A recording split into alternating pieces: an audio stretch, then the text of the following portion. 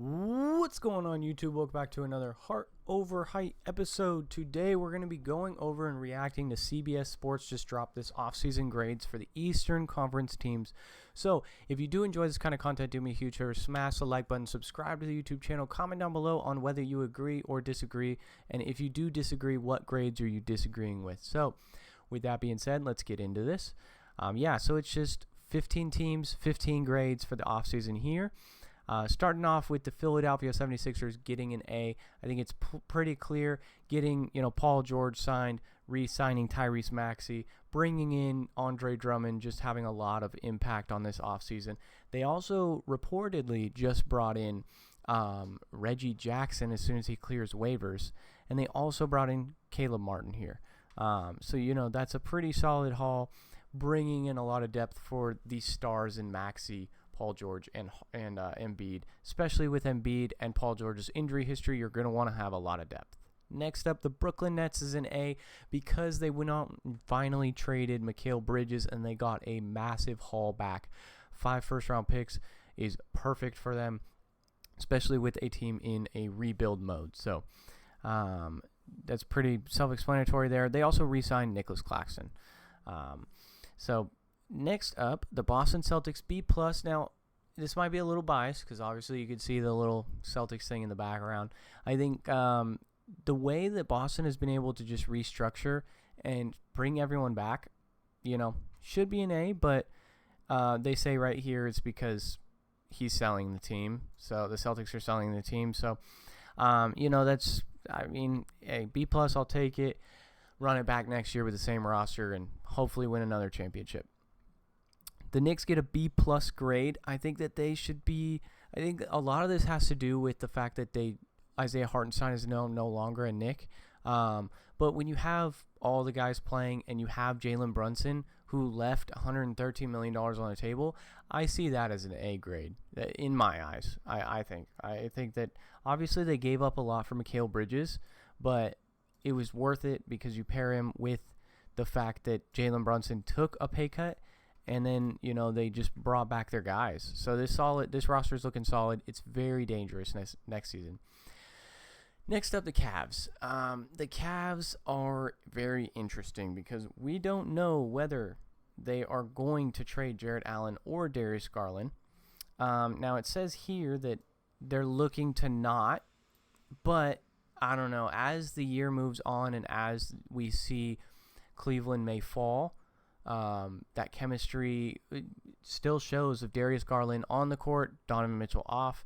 Darius Garland plays better, and vice versa. Donovan Mitchell plays better when Darius Garland's not on the floor. So I think that you should make a decision and pick one.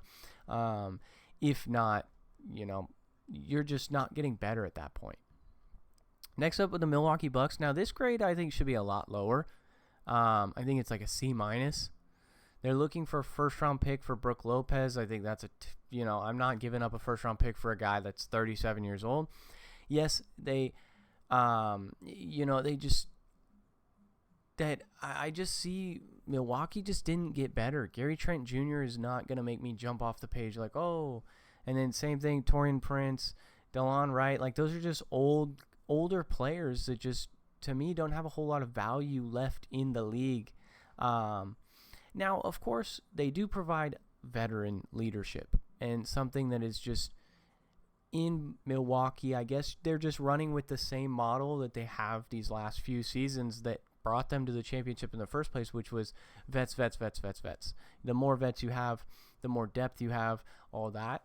So I guess that's where they're getting that B-. I see this more as a C- grade, though, because also at the same time, though, they couldn't really do too much because they didn't really have too much assets. So maybe you do go with a B-. I still think the C- range is pretty fair for them. Orlando Magic. I see this grade should be like a B+, A- area because Kentavious Caldwell-Pope. I think he brings exactly what they needed. They need stretching the floor and being able to shoot that three because that is what killed them in the playoffs this last season.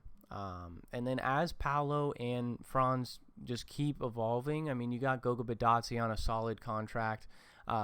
Same thing with Mo Wagner and Gary Harris. I see the Contagious Caldwell Pope is in one of my previous videos I uploaded saying it's one of the most underrated moves of the offseason for a young, improving, growing team like Orlando. Next up, the Indiana Pacers. Now, Indiana, I think that they had a decent offseason by getting James Wiseman, who he was a number 2 overall pick on a super cheap contract. I think it was well worth the risk for sure. Of course, they did it with Jalen Smith, so why not try it again with James Wiseman? And then, you obviously are just growing, and you already have the roster you're looking for the offense that you're running. That run and gun offense is perfect with Pascal, Tyrese Halliburton. It just needs more time to develop for sure. So, and then they brought in Pascal Siakam. They retained him, I should say. It was definitely scary to bring him in for the haul that they gave up. I believe it was like 3 first-round picks or something. But, of course, you re-signed him, so you're good now.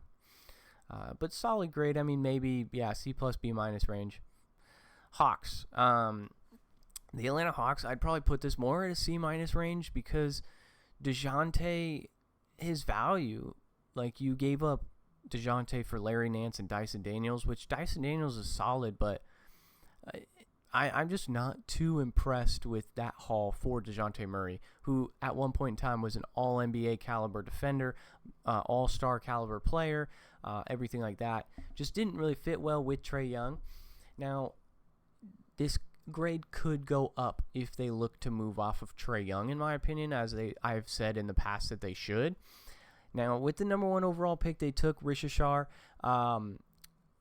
I think because of Reed Shepherd's performance, it's definitely getting overlooked.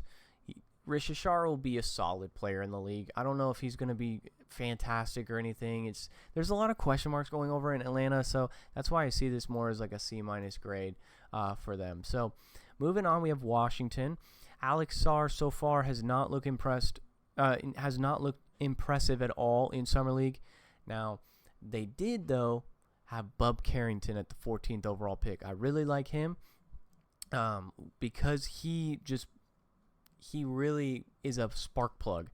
Now, they got him from trading Denny Adbiha, so that was solid. And then they brought in Jonas Valanciunas, who I believe they're going to flip near that trade deadline. And then also they brought in Sadiq Bey again.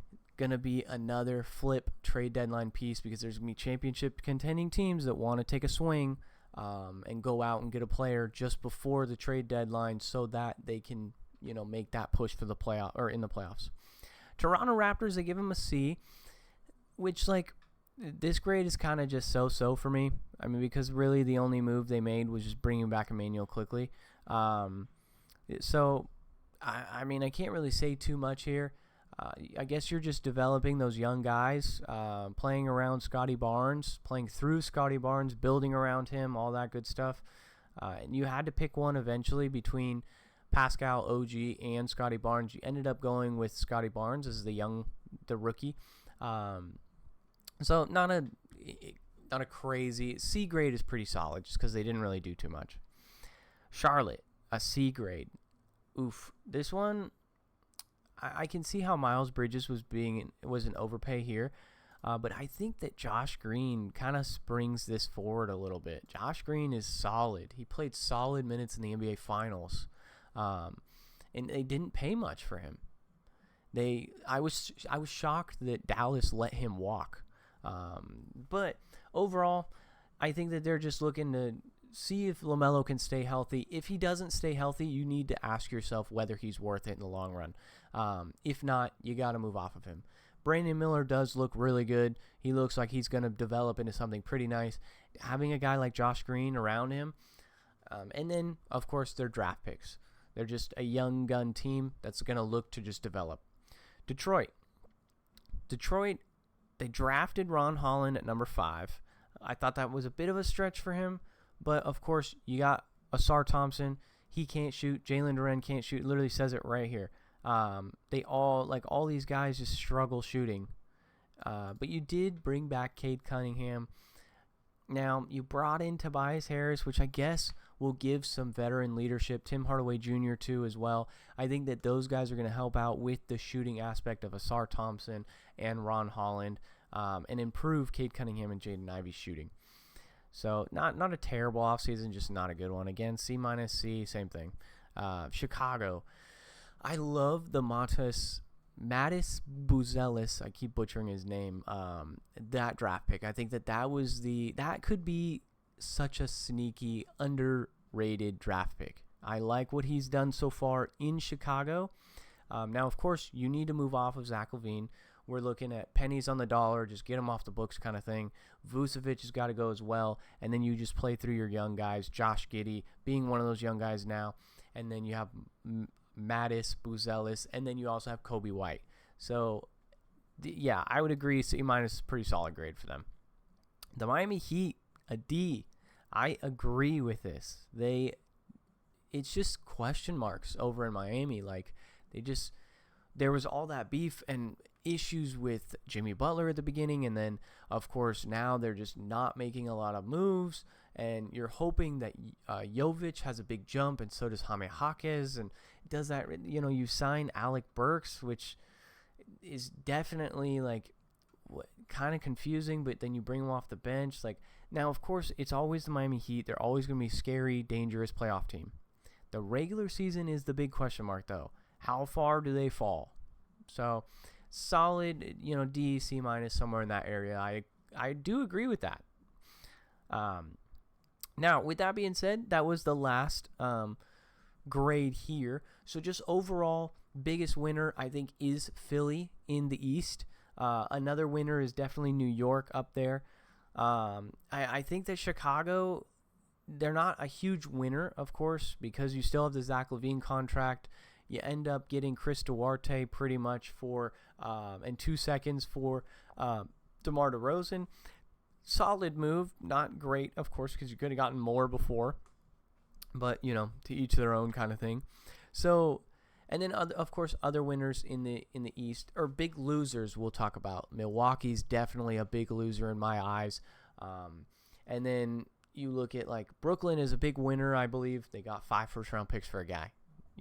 Who knows what that's going to pan out to be. So if you guys did enjoy this video, do me a huge favor, smash the like button, subscribe to the YouTube channel, comment down below what grades do you agree with here, what grades do you disagree with. Let's have a discussion. With that being said, guys, it's been another Heart Over Height episode, and I'll catch you guys in the next one. Peace.